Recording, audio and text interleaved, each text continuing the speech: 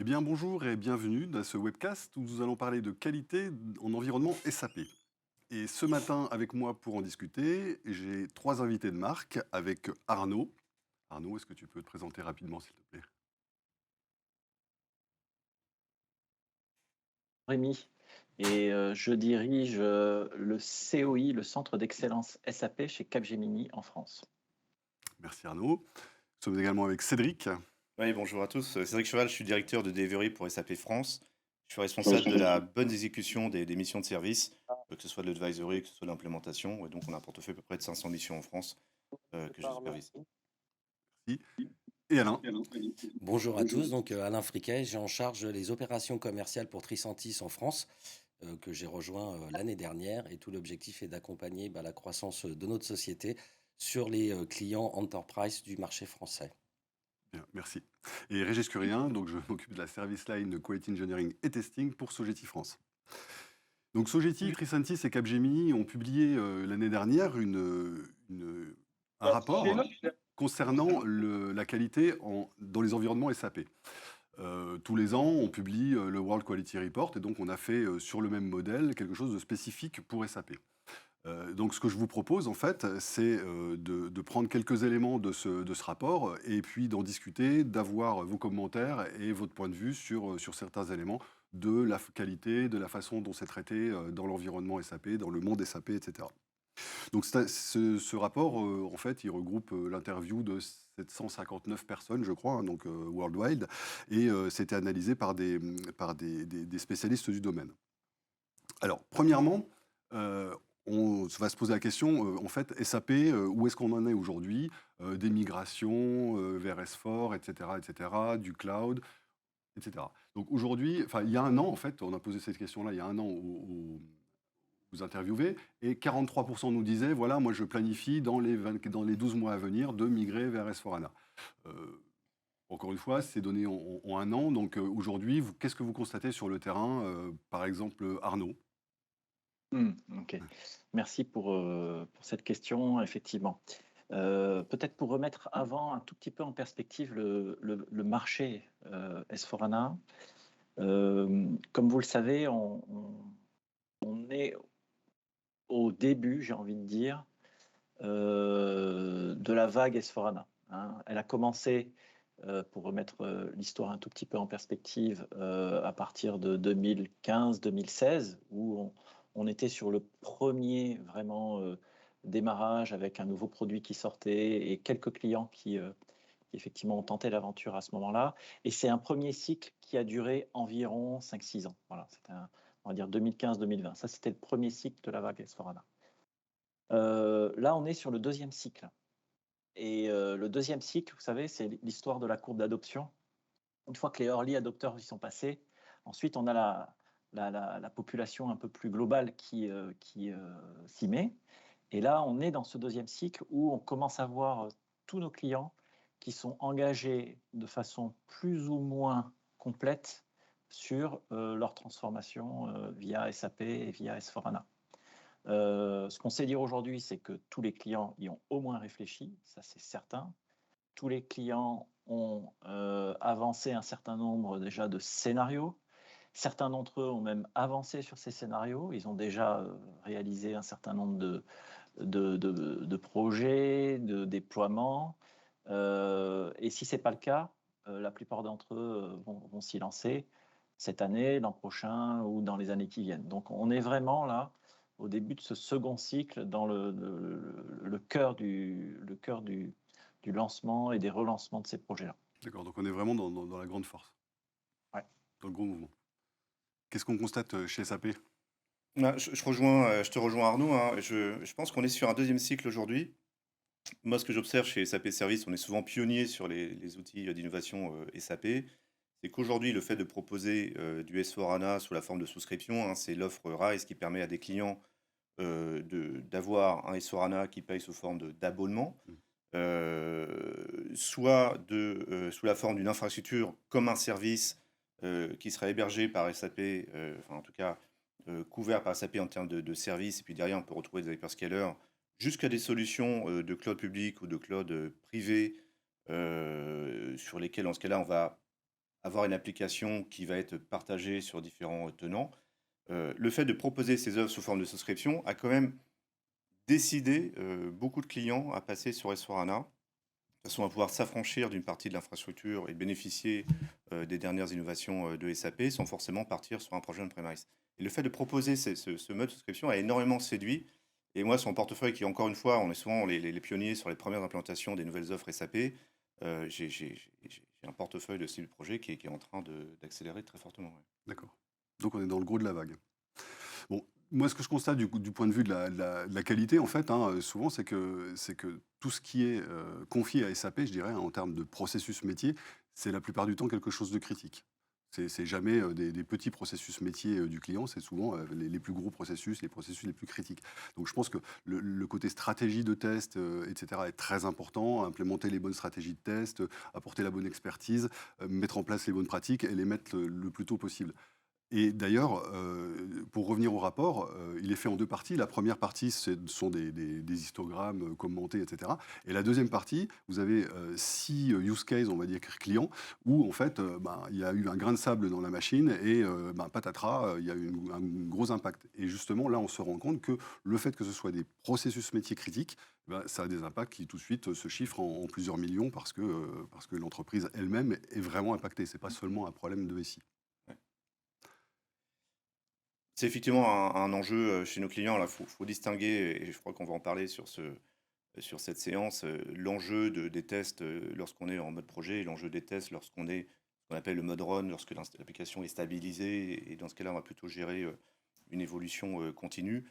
Il faut absolument piloter, et je pense qu'on est tous convaincus de ça, piloter par la valeur métier des projets, identifier les cas d'usage métier qui font sens dans l'entreprise, c'est-à-dire la fameuse analyse de Pareto qui dit que je vais me concentrer sur, déjà m'assurer que 20% de mes processus métiers qui font 80% de mon business sont déjà bien sécurisés et les tester en priorité. Ce ne veut pas dire qu'il ne faut pas tester le reste, mais déjà se concentrer sur ce qui fait le cœur de métier et piloter non pas une implémentation technique, mais bien l'atteinte d'un objectif métier par le pilotage des cas d'usage. Et puis déjà, ça permet de parler le même langage avec nos clients direction métier.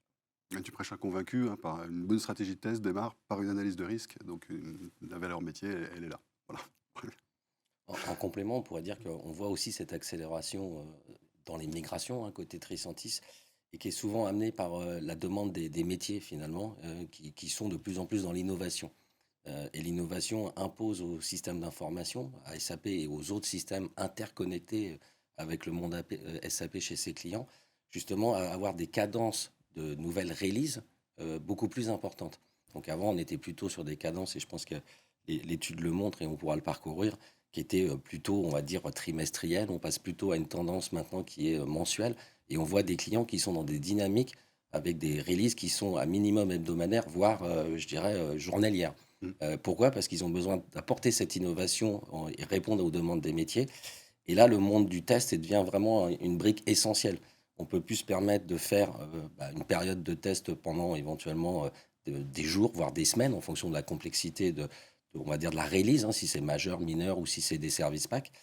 Et derrière, c'est du test en continu. C'est-à-dire que quand on est dans un mode DevOps, et ces nouvelles plateformes S4 amènent cette souplesse et cette agilité, le test devient important dès les phases de conception, et ils doivent être faits de manière automatique et de bout en bout. Sinon, on livre potentiellement des choses non testées et on a des problèmes de régression sur les mises en production. Et ça, c'est ce qu'on veut tous éviter, bien évidemment.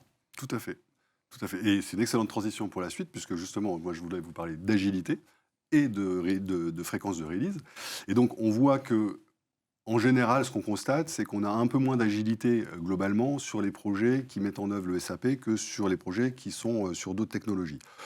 Donc, j'aimerais d'abord savoir ce que vous en pensez. Est-ce que c'est vraiment ce que vous constatez? Parce qu'en même temps, on est aussi dans la vague, on va dire, qui pousse vers le DevOps et qui, justement, tend à répondre plus rapidement aux métiers pour des mises en prod qui sont plus fréquentes. On peut démarrer peut-être par Arnaud. Ouais. Oui, absolument. Alors, petite mise en perspective, elle est extrêmement importante. Il y a un vrai changement de paradigme aujourd'hui dans les projets de transformation sur SAP. La façon dont on fait les projets aujourd'hui avec S4HANA, ce n'est plus la même chose que la façon dont on a fait les projets il y a une vingtaine d'années. Pourquoi? Il y a trois raisons fondamentales. La première, c'est que déjà, on a tous appris. On a tous appris des premières implémentations qu'on a faites il y a une vingtaine d'années sur R2, R3, CC. On a tous appris de ces projets-là. Ça, c'est la première chose. Et on a aussi, avec plus ou moins de, on va dire, plus ou moins de réussite, mais on a aussi posé les backbones des entreprises. Et les entreprises, il y a une vingtaine, une trentaine d'années, sont devenues globales aussi grâce à ces ERP. Et on a posé un premier socle de processus, d'organisation dans ces entreprises-là, grâce à ces implémentations de RP. Ça c'est un premier acquis, et on a appris de ça. Donc, premier élément. Deuxième élément qui est absolument clé, c'est qu'aujourd'hui, la richesse fonctionnelle de S4HANA est incomparable par rapport à la richesse qui était déjà forte des anciennes versions de SAP, notamment ECC. On a un outil qui est beaucoup plus modulaire, qui est beaucoup plus verticalisé, qui offre davantage de modularité. Et ça, on ne l'avait pas avant. Okay. Donc là, il y a un vrai changement de paradigme. Le troisième élément, c'est que, et c'est la conséquence des deux premiers, grâce à ce niveau de maturité acquis, et grâce à ce changement de version et cette richesse fonctionnelle qui est beaucoup plus forte, désormais on conduit les projets autrement. Je vous donne un exemple. Il y a une vingtaine d'années, un projet classique SAP produisait en moyenne 40 à 50% de spécifiques, ce qui était énorme. Ça veut dire qu'on avait des temps de projet très longs et des cycles de validation très longs. Aujourd'hui, on est sur un retour complet au standard. On n'a pas un client aujourd'hui qui met comme prérequis à son projet un retour au standard. Okay, et on va chercher sur certaines fonctions, je pense à la fonction finance, mais il y en a d'autres, des taux de standardisation qui sont proches de 90, 95%, voire plus. C'est un vrai changement, parce qu'on a beaucoup moins à travailler sur des mécanismes d'automatisation ad hoc. On peut désormais beaucoup plus facilement standardiser l'automatisation grâce au retour au standard vers la solution. Ça, c'est le premier point. Le deuxième point, c'est que, comme on l'a dit, les infrastructures et les architectures ont complètement changé. Avant, il y a 20 ou 30 ans, on était sur du on-premise. Aujourd'hui, on est, et là aussi, il n'y a plus un client qui ne se pose pas la question du cloud. Cloud en mode hyperscalé, cloud en mode hyperscalé et ou SaaS. Ça peut aussi poser les questions du PaaS, du IaaS. Mais l'architecture complète, elle a complètement changé, et on est sur une architecture désormais totalement ouverte, avec de nouveaux composants, avec une nouvelle façon de concevoir l'écosystème autour de l'ERP, avec des API, etc. Et donc, là aussi, on n'est plus dans un monde fermé, on est dans un monde ouvert, et donc les possibilités d'automatisation sont démultipliées grâce à ce changement-là. Pour revenir au cœur de la question, l'agilité. Oui, désormais, on peut agiliser les projets ERP, mais ça reste un projet ERP. On ne peut pas, et il faut être totalement transparent et ouvert, si on vous dit le contraire, c'est que ce n'est pas vrai. On ne peut pas comparer un projet ERP à un custom dev où on incrémente en permanence des MVP et on évolue des solutions sous forme d'incrément complet. Là, ce n'est pas totalement possible dans un ERP, parce qu'un ERP, par essence, il est intégré. En revanche, on agilise et on met de l'agilité sur les projets ERP. Parce qu'on peut définir des priorités, parce que la solution est modulaire, parce qu'on peut rajouter des compléments. Et donc ça aussi, on l'observe, c'est une vraie tendance de fond. Tous nos clients, désormais, nous posent la question de l'agilisation des projets ERP. D'ailleurs, les méthodologies chez Capgemini sont des méthodologies agiles. Je pense à la méthodologie iCaptivate. Et nos concepts de projet sont des concepts aussi basés sur l'agilité. Je pense au concept de Renewable Enterprise, j'y reviendrai un autre jour, mais qui est fondamental dans la façon dont on pense les projets ERP. Donc oui, l'agilité, elle est au cœur, mais on doit la penser dans une logique encore ERP avec un écosystème ouvert tel que je l'ai décrit précédemment. Très bien. Effectivement, merci. Alors, je rejoins Arnaud, effectivement, parler d'agilité, dire que ça n'est pas agile, c'est forcément un peu provocateur, Régis. Je rejoins totalement Arnaud parce que sur un ERP qui est intégré, si on parle d'agilité sous la forme de la méthodologie Scrum, où on va faire des sprints sur plutôt un développement et on va regarder comment cette brique grandit et on la montre au fur et à mesure, et c'est pas forcément adapté à toutes les phases d'un projet. Et je pense que Arnaud, tu es peut-être d'accord avec moi, on est plutôt aujourd'hui sur des méthodologies qui sont plutôt hybrides, c'est-à-dire puisqu'on est sur un ERP, on a tout un écosystème à construire avec la dimension métier dont on a parlé. On va plutôt, par exemple, faire des phases de conception. On va avoir l'ensemble des métiers avec nous, l'ensemble des services techniques et des pays et faire une conception. Et puis après, quand on arrive dans les phases de réalisation, et surtout pour casser les effets tunnels, rentrer sur une construction de la solution, on va impliquer le métier de manière quotidienne avec nous, essayer de montrer la construction des SAP au fur et à mesure, en faisant des revues de sprint, en montrant la solution. Mais pour autant, comme on est sur un intégré, et comme on veut pas, on parlait de la nécessité de faire des tests, on ne veut pas louper la partie intégration, s'assurer que de bout en bout, on est bien en train de répondre au cas d'usage métier. On va notamment faire des phases de tests intégrées qui là vont peut-être sortir un petit peu de l'agile, mais on aura bien construit la solution en la montrant au fur et à mesure aux différents utilisateurs pour maximiser la conduite du changement et l'adoption de la solution. C'est quand même ça l'objectif. S'assurer au fur et à mesure qu'on est bien en train de répondre à l'objectif initial. Et donc, on ne va pas mesurer l'implémentation de la solution par l'implémentation de transactions. Ça veut dire on ne va pas répondre à un besoin métier par l'implémentation de composants techniques. On va répondre à un besoin métier par est-ce qu'on est bien là où on est attendu par les métiers.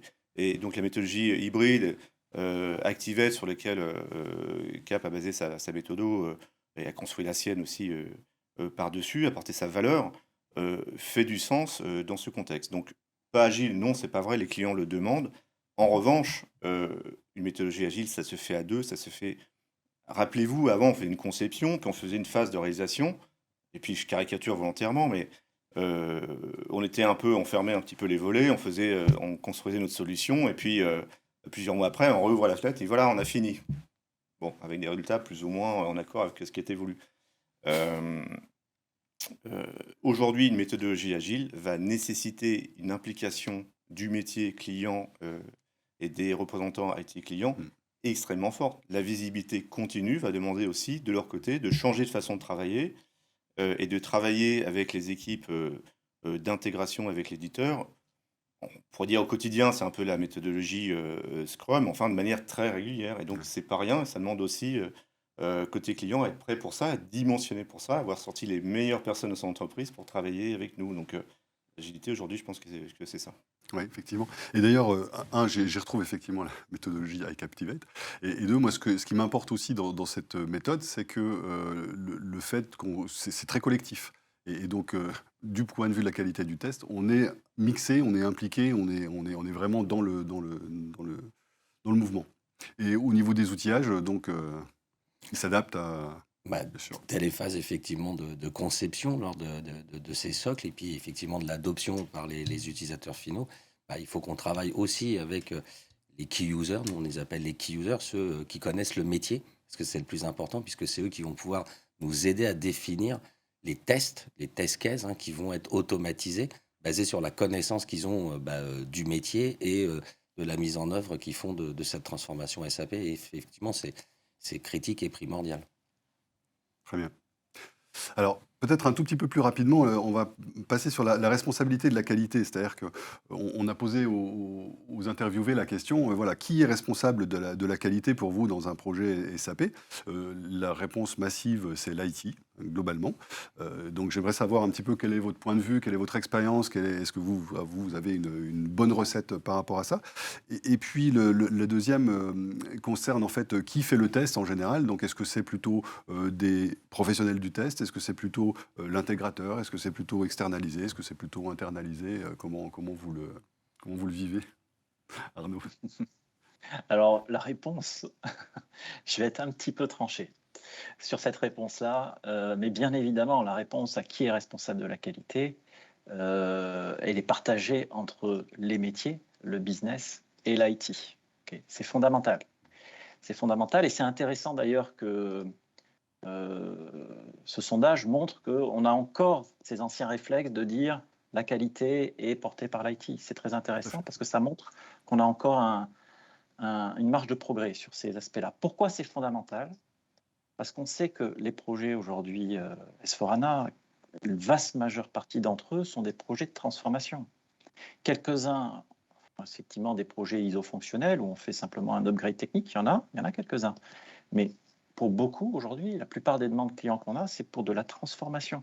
C'est faire évoluer les processus, c'est faire évoluer et apporter de l'efficience à l'organisation, c'est utiliser les dernières technologies, utiliser le RPA, le machine learning, bénéficier des socles d'IoT, de data lake. C'est pour ça qu'on les fait.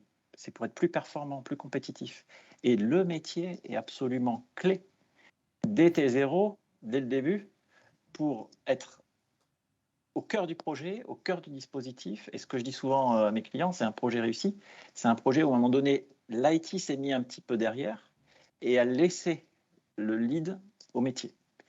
Et dans ce cadre-là, on a déjà répondu à la question en fait. Et on sait que la réponse est ensemble. Ensemble, business et IT, ensemble, là, on va produire les meilleurs niveaux de qualité possibles. Et pour revenir à ce qu'on disait tout à l'heure, en lien avec les standards, on ne va pas réinventer à chaque fois tout le concept de l'entreprise. On sait qu'il y a une vaste majeure partie des processus aujourd'hui via les solutions ERP de dernière génération comme S4HANA sont déjà des processus best in class. Donc on va se concentrer sur les processus différenciants pour l'entreprise, les processus à valeur ajoutée. Et c'est sur ceux-là qu'on va maximiser l'effort de revue, de qualité. Sur les autres, on va maximiser l'automatisation. Aujourd'hui, on parle des tests, l'automatisation des tests. Et c'est là où on peut bénéficier d'effets d'échelle fantastiques. Tout à fait.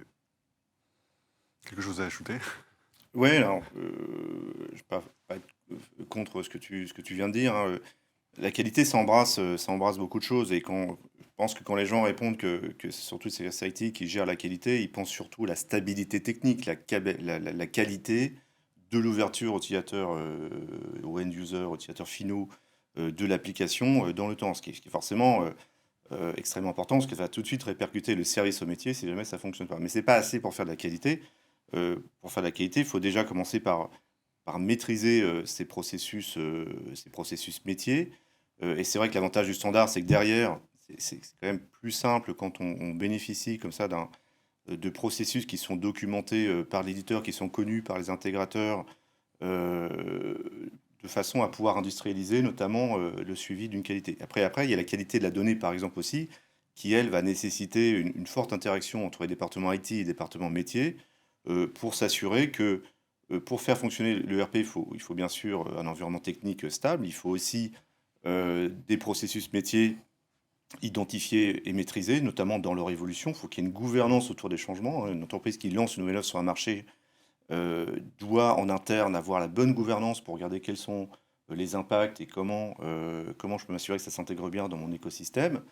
Et puis après, il y a la qualité de la donnée qui peut pas simplement être gérée lors d'un projet de transformation, qui doit aussi être pérenne. Donc il y a aussi, de mon point de vue, cet angle-là qui est extrêmement clé, qui consiste à organiser la pérennité de la qualité de la donnée. Bon, après, la qualité, on pourrait en parler pendant des heures, mais c'est ce que je vois comme aspect important, quoi. Merci. Alors, Je pense qu'on est aligné. La qualité, c'est le sujet, pas que de l'informatique, bien évidemment, mais de l'ensemble des acteurs qui participent à ces programmes de transformation. Après, il y a encore beaucoup à faire, effectivement, Arnaud, et je suis pas trop surpris du sondage parce que je disais tout à l'heure, il faut aborder les key users, les responsables métiers. Et au niveau des tests, la problématique qu'il y avait avec des anciennes solutions, c'était d'avoir des solutions qu'on va dire faciles à utiliser, faciles voilà, c'est pas des informaticiens. Donc, typiquement, on va apporter la nouveauté. Avant, on était plutôt à faire ce qu'on appelle des scripts, donc des test cases, qui vont simuler des scénarios business critiques pour l'entreprise. Et c'était du JavaScript. Donc, quand on donne des solutions à des métiers où ils doivent définir des test cases critiques basés sur du JavaScript, voilà, on n'est pas tous développeurs quatrième dame de JavaScript. Donc, on arrive à les onboarder maintenant grâce à des nouvelles solutions qui, justement, sont plutôt basé sur l'expérience client qu'on va enregistrer comme un scénario. On va capturer des transactions métiers faites par des key users parce qu'ils connaissent les transactions critiques. Et puis après, on va donner ces transactions enregistrées aux gens de l'IT qui vont les retravailler, bien évidemment, qui vont les mettre en forme et qui vont les industrialiser pour pouvoir automatiser en continu sur des process de bout en bout. Et c'est ça qui permet, je dirais, d'onboarder les key users ou les responsables métiers avec des solutions, on va dire, plus faciles à utiliser. Et l'aspect user-friendly, comme disent les Américains, est critique dans le succès de la mise en œuvre des tests chez nos clients. D'accord. Moi, je rajouterais juste que pour revenir à l'agile, en fait, comment dire, en agile, on dit que c'est une responsabilité collective, hein, tout simplement. Donc, je pense qu'on peut aussi prendre exemple là-dessus, tout simplement. On va passer maintenant sur l'automatisation et la performance.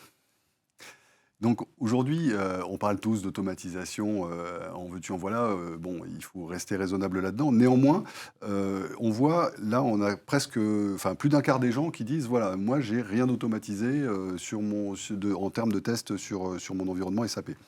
Ce qui fait vraiment pas grand-chose. Il y en a une petite moitié qui dit, voilà, moi, c'est hybride, j'ai du manuel et de l'automatique. Et puis, certains, vraiment, ont une grosse part d'automatisation. Alors, bien sûr, quand on dit automatisation, on n'a pas tout dit. Il faut dire ce qu'on automatise, si c'est plutôt des tests de bas niveau, des tests métiers, etc. Ça n'a rien à voir, hein, bien sûr. Donc, qu'est-ce que vous voyez aujourd'hui, vous qu'est-ce qui vous semble aller dans la bonne direction, je dirais, en termes d'automatisation? Il y a la bonne automatisation et la moins bonne. La bonne automatisation, c'est celle qui est pérenne. Ouais. C'est celle qui va permettre non pas de résoudre un problème ponctuel, même si parfois c'est nécessaire. Parfois, on a sur un use case métier, sur un test d'intégration, sur des tests utilisateurs, sur différents volets, parfois, effectivement, on a besoin de solutions temporaires pour automatiser et on est bien content de les avoir. Mais ces solutions-là, elles ne devraient pas être la norme. Elles devraient être l'exception. Pourquoi? Parce qu'on sait qu'on est sur des plateformes évolutives. On a parlé au début d'upgrade et de release qui sont beaucoup plus fréquentes, hein. On pourrait presque comparer désormais les ERP à des smartphones qu'on release à des rythmes beaucoup plus réguliers. Pour certains d'entre eux, tous les 6 mois, pour d'autres, tous les ans ou tous les 2 ans. Donc, on est sur des releases qui apportent aussi des évolutions fonctionnelles. Donc, pour cette raison-là, vous doutez bien que si on automatise trop, la difficulté, ça va être de suivre cette roadmap éditeur, de suivre ce rythme d'upgrade et ce rythme d'évolution. Ça, c'est un premier facteur. Le deuxième facteur, c'est qu'on sait que pour bien automatiser, il faut avoir bien standardisé. La standardisation, c'est pas seulement adopter les bonnes pratiques, c'est pas seulement réussir des projets dans des délais plus courts, c'est pas seulement réussir les projets dans des budgets moins élevés, mais la standardisation, c'est la plateforme de l'automatisation. Et plus et mieux on est standardisé pour les bonnes raisons, hein, pas surtout, et toujours au regard des différenciateurs stratégiques métiers des entreprises qui, eux, ne doivent a priori pas être standardisés. Là, effectivement, on va être sur des mécanismes d'automatisation pérennes qui vont durer et qui vont apporter de la valeur complète à l'entreprise, pas seulement ponctuelle sur un processus donné ou un use case donné.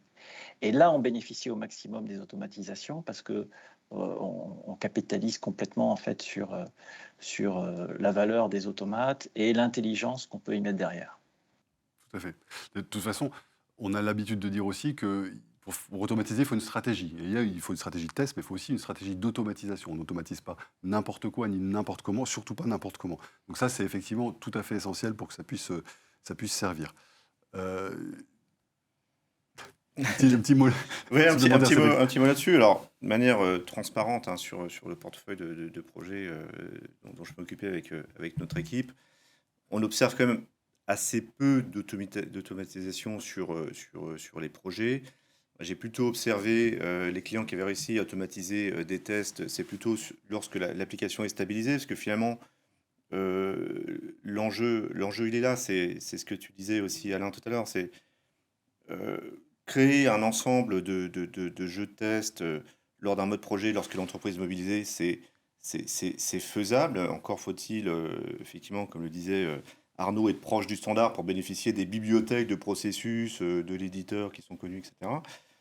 Euh, et puis derrière, réussir à tenir ça sur un mode run, c'est déjà plus fréquent parce que la solution est stabilisée. Pour autant, là aussi, ça va demander une gouvernance sur la maîtrise de la description de ces processus pour pouvoir ensuite maintenir ces tests et puis derrière faire évoluer cette automatisation en fonction de l'évolution de l'entreprise. Et comme le disait de manière pertinente Arnaud, on est dans un monde de plus en plus cloud où les releases arrivent à des rythmes alors plus ou moins serrés, mais on peut dire par tous les 3 mois notamment, on peut avoir des releases qui peuvent arriver de manière importante. Donc il faut réussir à s'organiser comme ça. Donc, certains clients font le choix de se concentrer sur justement les 80-20, les 20% de processus qui sont absolument critiques pour eux, de façon à pouvoir détecter rapidement lors d'un changement des fonctionnalités de l'ERP ou de l'écosystème, hein, ça peut y avoir aussi des problèmes d'interfaçage, détecter rapidement et avant que ça impacte l'utilisateur final des régressions. C'est quand même quelque chose qui a du mal à décoller, justement. Alors, Arnaud, tu avais plein de bonnes idées, mais je te tourne vers Alain. C'est quelque chose qui a quand même du mal à décoller, justement parce que ça fait peur aux clients de créer toute cette base de tests. C'était pas la bonne approche d'ailleurs, Arnaud. Et ensuite, mettre en place une gouvernance. On imagine des gens à plein temps derrière qui mettent en place ce portefeuille de tests pour pouvoir suivre l'évolution de leur écosystème. Et qui les maintiennent, tout à fait. Donc il y a plusieurs points et je vais revenir sur effectivement la quantité du nombre de tests ne va pas permettre de garantir la qualité des deliveries, des mises en production. Et donc effectivement, on a plutôt une approche de dire il faut tester ce qui est le plus impacté dans le cas des releases.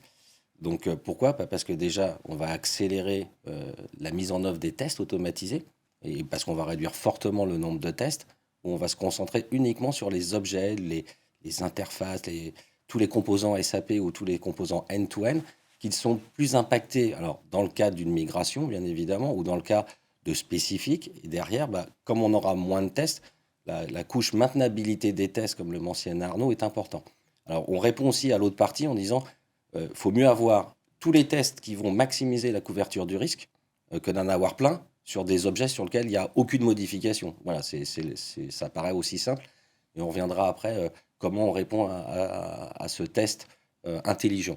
L'autre point qui est important, effectivement, au-delà de la quantité ne fait pas la qualité, c'est la maintenabilité des tests qu'on a mis en œuvre par des équipes qui sont effectivement dédiées, dont c'est la responsabilité de faire tous les tests de non-régression, les tests fonctionnels, des tests de performance, on n'en a pas encore parlé, mais voilà, quand c'est des programmes de transformation massive à l'échelle, les clients, à un moment donné, ils ont besoin de se projeter et se dire qu'est-ce qui va se passer quand j'aurai 20 000 utilisateurs connectés? Est-ce que je vais garantir le même niveau de service si j'ai des utilisateurs aux États-Unis, des utilisateurs en APAC et des utilisateurs en Europe? Donc on va être capable de simuler, je dirais, cette charge et de voir si on répond de la même manière, quelles que soient les zones géographiques qui vont utiliser un système commun qui est le référentiel, par exemple, de la nouvelle plateforme S4 pour ses clients. Et donc, la maintenabilité de ces tests, puisqu'on parle de maintenabilité, effectivement, même si on en a moins et le but c'est de faire les bons tests, c'est surtout de ne pas passer du temps à les refaire systématiquement. Et donc là, on a une approche qui est très simple. Je parlais du scripting, qui était plutôt les anciennes solutions pour définir des tests, où déjà il fallait être un peu javascriptien ou IT développeur. Là, on est plutôt sur des solutions no-code ou codeless, où en enregistrant ces scénarios avec les key users, on est plutôt sur des couches techniques qui représentent des interfaces. Et donc, du coup, comme il n'y a pas de code et il n'y a pas de script, on va réduire de 90% la maintenabilité des tests qu'on va faire. Donc, on répond à ces deux enjeux. Donc, effectivement, c'est une volonté d'industrialiser les tests. Donc, de faire qu'est-ce qu'il faut tester et pas tester tout, puis s'il n'y a pas de modification, parce que ça ne sert à rien. Et comment on va réduire l'effort de maintenabilité pour nos clients sur les tests qu'ils vont mettre en œuvre en termes d'automatisation. Je vais juste rajouter un mot parce qu'il faut qu'on avance un petit peu. C'est que en fait, il est aussi important que les outils, ils sachent dépasser SAP parce qu'il y a aussi une vie au-delà de SAP. Ah Et bon? donc, ça va faire du cross-platform pour sortir des SAP, revenir de SAP, parce que la plupart du temps, quand même, un processus métier, il passe par là, il revient, et etc. Et voilà. Donc, effectivement, et il ne faut pas oublier non plus, effectivement, les tests qui sont non fonctionnels, comme le test de performance. Nous sommes bien d'accord. Donc, le dernier item concerne l'IA. Donc, en fait, on a posé la question aux interviewés, est-ce que vous utilisez des outils basés sur l'IA dans votre démarche de test sur vos environnements SAP? Et en fait, il y en a quand même un quart qui répondent oui. Donc, aujourd'hui, qu'en est-il? Qu'est-ce que vous voyez? Qu'est-ce que vous utilisez sur ce domaine-là? Arnaud, en premier. Alors, je ne sais pas dire si c'est un quart. Par contre, ce que je sais dire, c'est que effectivement, compte tenu de ces releases de plus en plus fréquentes, on n'a pas une conversation client aujourd'hui dans laquelle on ne se pose pas la question de l'automatisation d'un certain nombre de tests projets. Je mets les tests de performance un petit peu à côté à ce stade-là. Je parle des tests projets, donc les TI, tests d'intégration, les UAT notamment, les tests utilisateurs.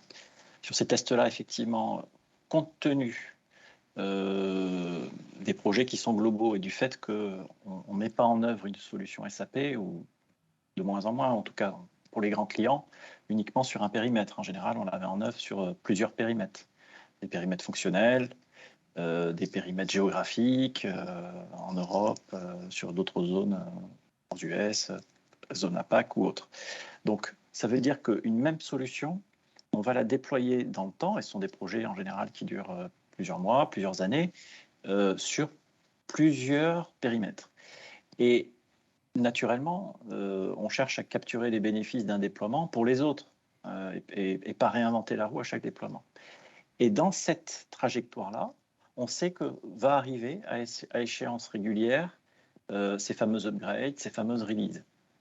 Donc toute la question qui nous est posée, c'est comment maximiser au mieux le savoir-faire que j'ai acquis sur les premiers déploiements, les premiers rollouts pour les suivants, et comment, dans des échelles de temps, tous les 6 mois, tous les ans, tous les 2 ans, où je dois mettre à jour ma solution, je peux intégrer aussi des mécanismes qui permettent de ne pas avoir un projet dans le projet, de ne pas faire 6 mois de tests de non-régression, pour continuer en fait mon déploiement complet sur l'ensemble de mon périmètre. Ça, c'est les 2 grandes questions qui nous ont posées.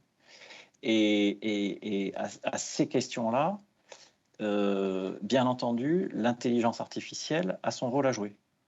Elle a son rôle à jouer à la fois sur, dans mon exemple, les tests d'intégration, parce qu'on a des cas en fonction des périmètres qui peuvent évoluer, mais marginalement, mais qui sont quand même en évolution. Et là, l'intelligence artificielle sait répondre à ça en disant, c'est de la répétabilité en fait. Donc, plus je répète un scénario et plus je sais l'affiner et l'optimiser et le rendre intelligent. Donc là, oui, l'intelligence répond clairement à ça, l'intelligence artificielle. L'intelligence artificielle répond aussi à la deuxième brique de ces tests-là, les UAT, où on peut aider les utilisateurs à aller directement là où sont et à identifier là où sont les points durs sur des nouveaux tests. Et là encore, on joue sur l'effet de répétabilité ou sur un déploiement en France ou un déploiement en Allemagne ou un déploiement en Belgique ou ailleurs ou dans le reste du monde. On a déjà vécu un certain nombre de cas d'usage et on sait dire que pour un certain nombre de cas d'usage, certaines anomalies ou certains niveaux d'anomalies sont acceptables et pour d'autres, ils ne le sont pas. Et là, l'intelligence artificielle va permettre de dire et de mettre en avant les points de décision pour l'utilisateur et lui proposer des points de décision en disant ces éléments-là sont moins importants, confirme qu'ils le sont moins, mais tu pourras te concentrer sur ce qui apporte de la valeur. Et là, l'intelligence artificielle absolument apporte ces éléments-là. Pourquoi je ne sais pas dire si c'est 25%? Parce que désormais, cette intelligence artificielle, elle est native en fait dans les solutions. Elle est native dans les solutions qu'on évoque aujourd'hui. Elle est native dans les produits. Donc, on la paramètre et elle est préparamétrée aussi. Donc, j'ai envie de dire, j'aurais presque envie de dire c'est 100%. C'est probablement faux, mais j'aurais presque envie de dire c'est 100% parce que nativement, on fait appel à des mécanismes d'intelligence artificielle pour répondre à ces sujets-là. Oui. Après, est-ce que c'est de l'intelligence artificielle, est-ce que ce n'en est pas? Ça peut toujours être une petite question Ouais. aussi. Ouais. D'ailleurs, quelle serait la réponse de l'éditeur? Alors, en fait, oui, après, l'intelligence artificielle, machine learning, algorithme, nous, voilà, on a un composant qui est un composant d'analyse d'impact qui répond plutôt à une notion d'algorithme, à mon sens, que de machine learning. Et il répond à une question très simple. Qu'est-ce qu'il faut tester? Si on revient au basique d'avant, de dire c'est pas le nombre de tests qui fait la qualité d'une mise en production ou des upgrades et des releases. Donc, la première des questions, quand on voit nos clients, c'est qu'est-ce qu'il faut tester? Et qui va définir ces tests finalement? Et donc, typiquement et concrètement, comment ça fonctionne? C'est un composant d'analyse d'impact où on va analyser ce qui se passe sur des infrastructures de production, et S4 ou même ECC, hein, puisque ça marche sur toutes les couches et composants SAP, ERP et produits tiers SAP. Et à travers cette analyse, alors voilà, de couches de transport, d'API, d'user interface, donc tous les composants vraiment techniques SAP, on comprend ce qui se passe, quels sont les utilisateurs qui les utilisent. Et puis l'autre partie du composant, c'est d'analyser qu'est-ce qui se passe dans les environnements de qualification et de développement. Et automatiquement, parce qu'un être humain, c'est compliqué de faire une analyse hein, quand il y a beaucoup de données, et il y a beaucoup de données, l'algorithme va mettre en évidence tous les objets qui sont les plus impactés. Les plus impactés en termes de modification lors d'un service pack, d'une release majeure ou mineure, et éventuellement de certaines customisations, parce qu'effectivement, on tend tous à faire du 100% non customisé, mais il y a aussi beaucoup de choses qui restent encore customisées.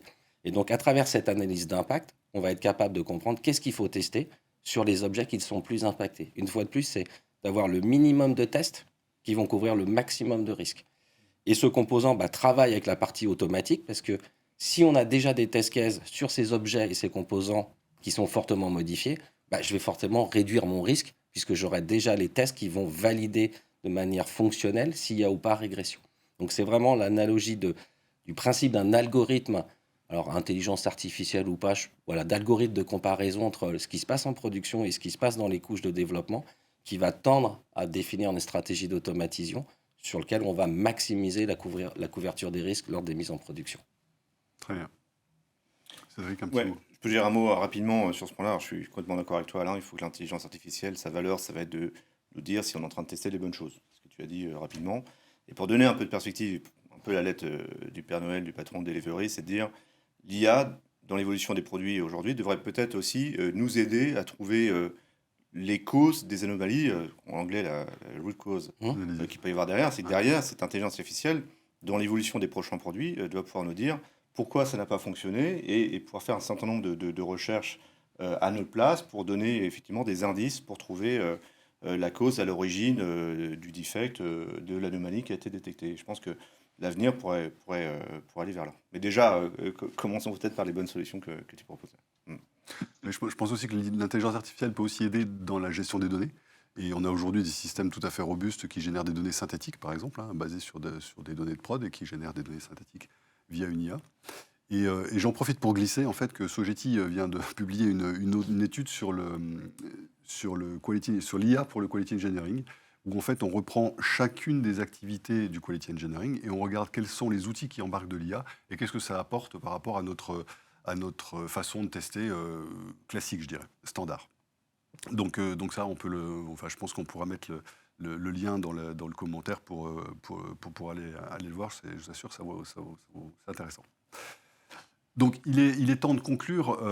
Donc la question, je dirais que simplement que je voudrais vous poser, c'est quelles seraient pour vous les choses essentielles, un peu les tips, auxquels il faut faire attention et qui sont fondamentaux pour être sûr de maîtriser la qualité dans un environnement SAP, que ce soit dans un mode projet ou que ce soit dans un mode run. Ok, c'est effectivement une bonne question de synthèse par rapport à la conversation qu'on a eue ce matin. Moi, je retiens 3 choses. La première, parce qu'on s'est dit, il y a un changement de paradigme et travailler ensemble, business et IT, c'est un fondamental en fait. C'est une brique essentielle et c'est le bon point de départ.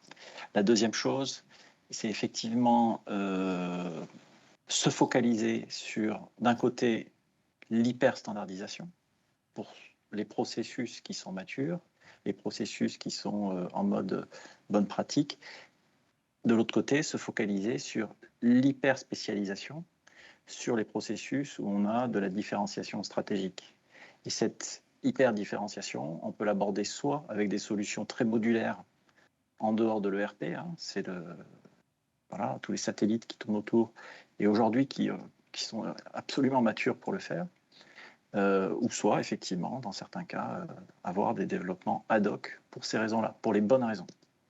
Ça, c'est le deuxième élément. Le troisième élément, c'est dans un projet, travailler sur l'entièreté du projet. Raisonner, quand on veut automatiser, c'est raisonner sur l'ensemble du projet, sur l'ensemble de ses cycles, l'ensemble de ses périmètres.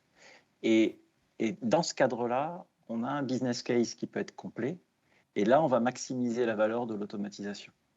Et on ne va pas simplement raisonner, et c'est important de le faire aussi au use case, pour être très concret et pragmatique. Et parfois, pour démontrer les choses, il faut passer par là. Mais on va aussi raisonner à beaucoup plus long terme.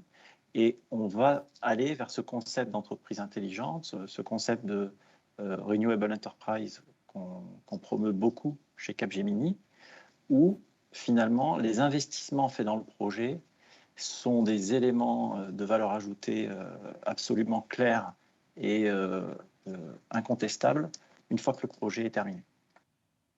Ce que tu disais tout à l'heure pour les rollouts est vrai aussi pour la non-régression finalement. Donc c'est aussi une vraie capitalisation et pour le gérer dans le temps. Moi, je rejoins Arnaud sur d'abord, derrière l'automatisation des tests se cache l'enjeu de la régression et de la qualité de ce qu'on fait. Donc, coller aux standards, c'est forcément ce que veulent les clients aujourd'hui et c'est ce qu'il faut leur offrir. Et nous, en tant qu'éditeur SAP, on est là pour aider les clients et les partenaires à maximiser l'usage de l'ERP, d'en tirer vraiment toute la valeur et de limiter au maximum les développements spécifiques ou les personnalisations qui vont de façon plomber l'agilité de l'entreprise, c'est-à-dire sa capacité à mettre sur le marché de l'innovation, des nouvelles offres. Donc ça, c'est revenir vers le standard, coller au standard, pour moi, c'est une des clés de la qualité. Et puis comme on l'a dit, forcément, inclure l'écosystème technique et partenaire, inclure l'écosystème de l'entreprise cliente et notamment le métier et pas que l'IT qui ne peut pas travailler tout seul sur des enjeux qui au final servent un métier. Je pense que déjà, si on arrive à cocher ces cases-là, on est bien parti pour faire de la qualité. Ouais. Bah, en complément, parce que je suis d'accord avec votre synthèse, il y a un élément que Régis avait commencé à poser et sur lequel on n'est pas forcément revenu, c'est effectivement les projets SAP chez nos clients, c'est vraiment le poumon, c'est le cœur et c'est ultra critique, c'est stratégique même pour eux. En revanche, le poumon, il a besoin de bras, de jambes. Et chez ces clients, tous ces systèmes sont ultra interconnectés. Et c'est ça qui rend que c'est compliqué et qu'à la fin, on peut faire du test, on peut rester dans le monde SAP et il faut le faire bien évidemment, mais à la fin des fins, c'est des business transactions, c'est des transactions métiers et c'est ça qui fait que ça apporte de la valeur à l'entreprise parce que ça rapporte de l'argent dans certains cas et voire beaucoup d'argent. Et que cette interconnexion avec le système d'information tierce, on le voit de plus en plus avec des composants, bien sûr, SAP, de front-end, où il y a des technologies Fiori, de back-end, d'autres solutions plus SaaS, et puis d'autres acteurs. C'est du Salesforce, c'est du ServiceNow, c'est du développement maison, c'est éventuellement des back-end très anciens mainframe, et que une transaction métier c'est du bout en bout. Et donc la notion de test continu de bout en bout est critique, puisqu'à la fin, c'est ça qui va servir le métier, et c'est ça qui va garantir que dans les releases, quels que soient les composants, front-end, SAP, pas SAP, SAP ou back-end, il y a des modifications à tous les niveaux en permanence. Et à la fin, c'est une transaction métier qu'on doit tester pour garantir le business des entreprises. Merci. Donc pour ma part, je vais faire ma petite conclusion aussi. Alors chez Sogeti, effectivement, la stratégie test, elle est orientée vers quel est l'apport en fait métier de l'IT. Donc il faut se focaliser sur la valeur qu'apporte le système SAP au métier. Je crois que c'est vraiment ça, c'est fondamental. Donc la stratégie test doit être alignée avec ça. ensuite, avoir une stratégie qui soit solide, mais aussi qui soit vivante, hein, c'est-à-dire qu'elle doit vivre au fil du temps, etc., etc. Et plus spécifiquement pour le côté SAP, je pense que nous, en tant que testeurs, en tant que voilà, on a besoin de vivre très proche des gens qui ont la maîtrise de SAP, qu'on n'a pas forcément, justement, pour avoir. Et donc, c'est pour ça que j'insiste sur le côté agile, sur le côté collaboratif, etc., pour être sûr qu'on bénéficie bien des deux compétences et des deux expertises en même temps pour arriver à un bon résultat. Et puis, j'enfonce une porte ouverte, mais le shift left également. Donc, anticiper au maximum tout ce qu'on peut anticiper de façon à ce que ce soit le plus tranquille possible, le moins chaotique possible. Voilà, donc en tout cas, merci beaucoup pour toutes ces interventions. Je vous invite à lire le rapport qui est vraiment intéressant. Et d'ailleurs, il y a une deuxième partie, je l'ai juste évoqué tout à l'heure, qui prend des use cases et qui explique vraiment des cas concrets où des clients disent, voilà, moi j'ai implémenté telle solution, il s'est passé ça, et comme j'avais pas fait attention à ça, et ben voilà, j'ai glissé et j'ai chuté sur ce genre de peau de banane. Et c'est vraiment intéressant de pouvoir aussi aller chercher ce genre d'expérience pour s'enrichir et pour comprendre quelle est la démarche à ne pas faire non plus. Voilà. Merci beaucoup à vous trois et Merci. à bientôt, j'espère. Avec plaisir, ouais. Merci Régis. Merci beaucoup. Merci. À bientôt.